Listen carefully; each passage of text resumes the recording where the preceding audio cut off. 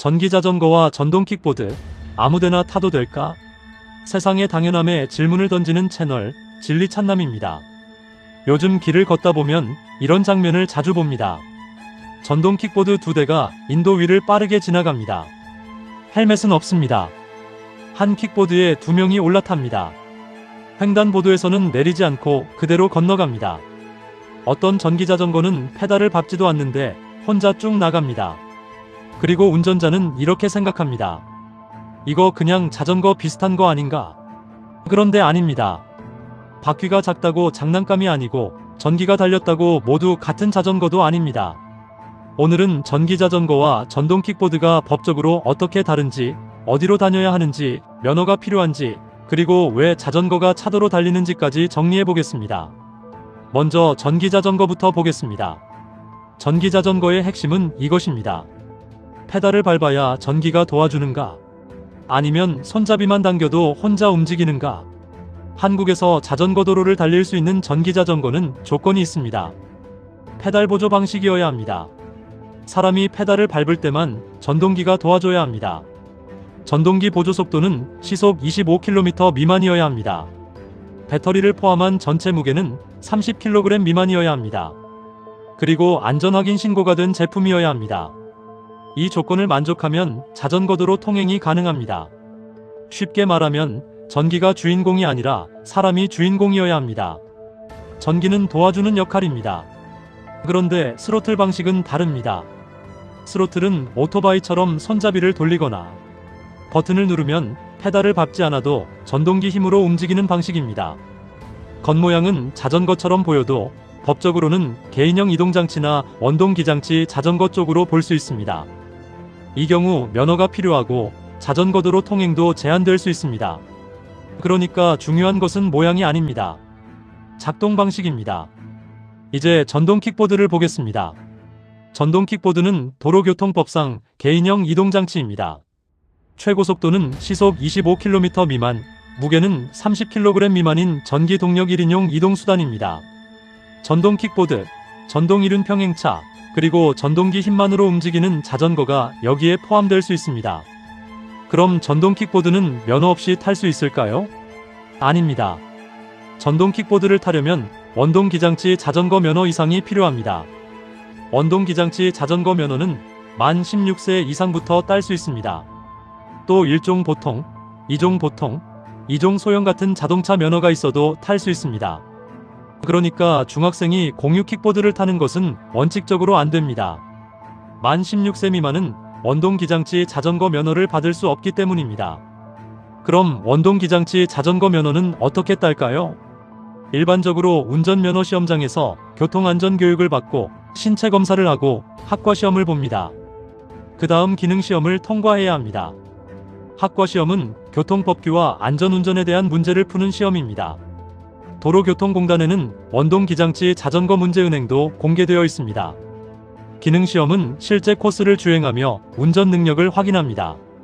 굴절 코스, 곡선 코스, 좁은 길 통과, 장애물 통과 같은 항목을 통해 기본 조작 능력을 봅니다.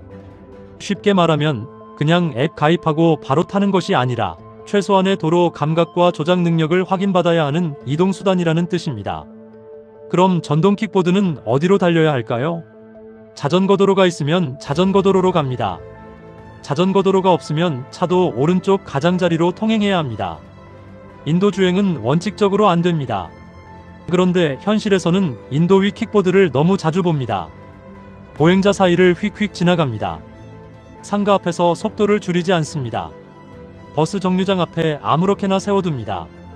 횡단보도에서 사람들 사이를 그대로 타고 지나갑니다. 이게 보기만 불편한 게 아닙니다. 위험합니다. 전동킥보드는 가벼워 보여도 시속 25km까지 갈 수 있습니다. 사람과 부딪히면 보행자도 크게 다칠 수 있고 타는 사람도 얼굴과 머리를 다칠 수 있습니다. 전동킥보드는 작지만 도로 위에서는 책임이 따르는 이동수단입니다. 안전모도 써야 합니다.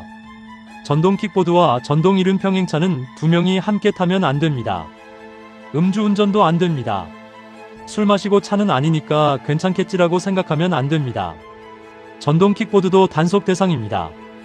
횡단보도도 중요합니다. 일반 횡단보도에서는 내려서 끌고 가야 합니다. 자전거 횡단도가 따로 있으면 탑승한 채로 건널 수 있습니다. 이 차이를 모르는 분들이 많습니다. 이제 자전거 이야기도 해보겠습니다. 많은 운전자들이 이렇게 생각합니다.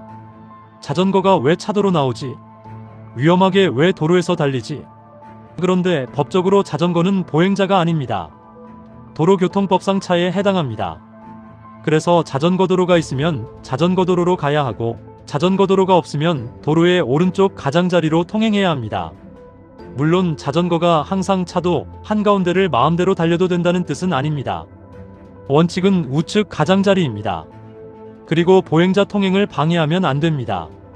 자전거를 끌고 가면 보행자처럼 볼 수 있지만 타고 달리면 차로 보는 것이 기본입니다. 그러니까 자전거가 도로 위에 있는 것이 이상한 일이 아니라 법의 기본 구조에서는 자연스러운 일입니다. 다만 자전거 운전자도 조심해야 합니다. 야간에는 전조등과 후미등을 켜야 합니다. 좌회전, 우회전, 정지할 때는 미리 수신호를 하는 것이 안전합니다. 횡단보도에서는 내려서 끌고 가야 합니다. 도로 위에서는 자동차 운전자와 보행자를 모두 배려해야 합니다. 결국 핵심은 이것입니다. 전기자전거는 페달 보조 방식인지 봐야 합니다. 전동 킥보드는 면허가 필요합니다. 자전거는 보도가 아니라 자전거 도로 또는 차도 우측 가장자리가 원칙입니다. 전동 킥보드와 자전거는 작아 보이지만 법적으로는 도로의 질서 안에 들어와 있는 이동수단입니다. 우리가 눈살 찌푸리게 되는 장면은 대부분 여기서 나옵니다. 편리함은 누리지만 책임은 모르는 것입니다. 인도에서 빠르게 달리고 헬멧 없이 타고 둘이 함께 올라타고 횡단보도를 그대로 지나가고 길 한가운데 아무렇게나 세워두는 행동. 이것은 자유가 아니라 위험입니다. 도시는 점점 바뀌고 있습니다. 전기자전거와 전동 킥보드는 분명 편리합니다. 짧은 거리를 빠르게 이동하게 해주고 자동차보다 가볍고 대중교통의 빈틈을 채워줍니다. 하지만 편리한 이동수단일수록 기준을 알아야 합니다. 내가 타는 것이 자전거인지, 개인형 이동장치인지, 원동기장치 자전거인지, 어디로 달려야 하는지, 면허가 필요한지, 내려서 끌고 가야 하는 순간은 언제인지, 이것을 알아야 나도 안전하고 다른 사람도 안전합니다. 작은 바퀴 위에도 법이 있습니다. 그리고 그 법은 귀찮게 하려고 있는 것이 아니라 도시 안에서 서로 부딪히지 않게 하려고 있는 최소한의 약속입니다. 세상의 당연함에 질문을 던지는 채널 진리찬남이었습니다. 감사합니다.